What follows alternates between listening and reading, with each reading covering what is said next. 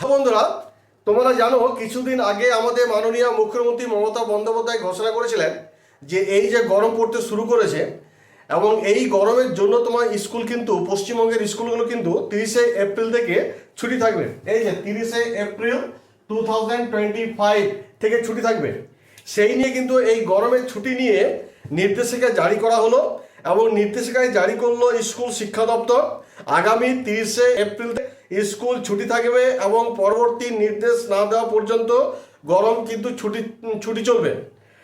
আর মধ্যশিক্ষা পর্ষদ এবং উচ্চ মাধ্যমিক শিক্ষা সংসদকে এমনটাই কিন্তু জানিয়ে দিল স্কুল শিক্ষা দপ্তর থেকে। তো যাই হোক, এই যে গরমের ছুটি তাহলে তোমার বুঝতে পারলে যে 30শে এপ্রিল 2025 অর্থাৎ এই সামার ভ্যাকেশন কিন্তু চলবে বা ছুটি শুরু হবে আর কি। কিন্তু কতদিন পর্যন্ত চলবে সেটা কিন্তু বলা মুশকিল। তবে যদি পরিস্থিতি দেখা যায় গরম কিন্তু দিনকে দিন বাড়তেই চলেছে, তাহলে হয়তো তোমাদের কিন্তু ছুটিটাও কিন্তু একটু দীর্ঘস্থায়ী হবে।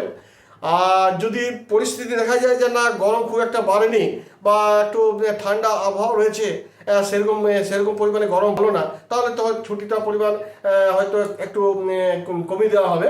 সেই জন্য এখানে স্কুল শিক্ষা দপ্তর থেকে জানানো হয়েছে যে 30শে এপ্রিল থেকে 2025 থেকে স্কুল ছুটি থাকবে এবং পরবর্তী নির্দেশ না হওয়া পর্যন্ত। তাহলে বোঝা গেল যে তোমাদের ছুটি হচ্ছে 30শে এপ্রিল থেকে। এবার একটা কথা বলি, দেখো গরমের ছুটি দীর্ঘমেয়াদী হোক আর স্বল্পমেয়াদী হোক না কেন, তোমাদের কর্তব্য হচ্ছে যে তোমাদের কিন্তু ঘরে কিন্তু পড়তে হবে। তোমরা যদি গৃহশিক্ষক রেখেছো তাহলে গৃহশিক্ষকের মাধ্যমে হোক বা প্রাইভেট টিউশন যেখানে পড়তে যাচ্ছ সেখানে হোক বা বাড়িতে যদি মা বাবা যদি তোমাদের যদি পড়াচ্ছেন তাহলে তাদের কাছ থেকে হোক, তোমাদের কিন্তু নিজেদের পড়া কিন্তু কমপ্লিট করবে। যে সিলেবাসে পড়াগুলো আছে সেই পড়াগুলো কিন্তু কমপ্লিট করবে। কারণ একটার পর যে একটা যে পরীক্ষা থাকে সেই পরীক্ষা তো আর থেমে থাকবে না, সেই পরীক্ষা কিন্তু তোমাদের অবশ্যই দিতে হবে।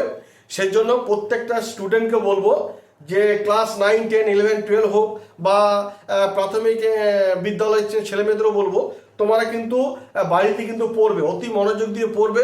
নিজের পড়া কিন্তু নিজেকে করে নিতে হবে, না হলে কিন্তু পরীক্ষা ঠিক সময় মতোই হবে এবং সেই পরীক্ষা কিন্তু তখন দিতে কিন্তু খুব অসুবিধা হবে। স্কুলের উপর ভরসা করলে চলবে না। তবে দেখা যাক গরমের যদি পরিমাণটা যদি খুব বেশি দিনকে দিন যদি বাড়তে থাকে তাহলে কিন্তু ছুটির মেয়াদ কিন্তু বাড়তে থাকবে। আর যদি গরম যদি সেরকম যদি না পড়ে হয়তো তাহলে হয়তো দেখা যাবে কি যে তোমাদের ছুটির মেয়াদটা একটু কম। আর মাধ্যমিক স্টুডেন্টও বলবো, মাধ্যমিক কেন 11, 12 মাধ্যমিক এইচএস সবারই বলবো তোমাদের একটার পর একটা কিন্তু পরীক্ষা শুরু হবে এবং সেই পরীক্ষার যে সিলেবাস সেগুলো তোমাদের কমপ্লিট করতে হবে। এবং যথারীতি দেখা যাবে যে যখন ফেব্রুয়ারি মাস চলে আসবে তখন কিন্তু তোমাদের সেই মাধ্যমিক যারা 2026-এ দেবে বা উচ্চ মাধ্যমিক যারা 2026-এ দেবে তখন কিন্তু খুব অসুবিধায় পড়ে যাবে।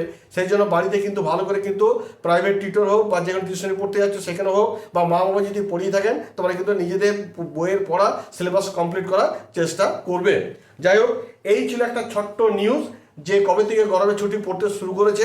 যদি আমার ভিডিওটি ভালো লেগে থাকে তাহলে অবশ্যই কিন্তু একটা লাইক করে দিও। তোমরা সকলে ভালো থাকো, ধন্যবাদ।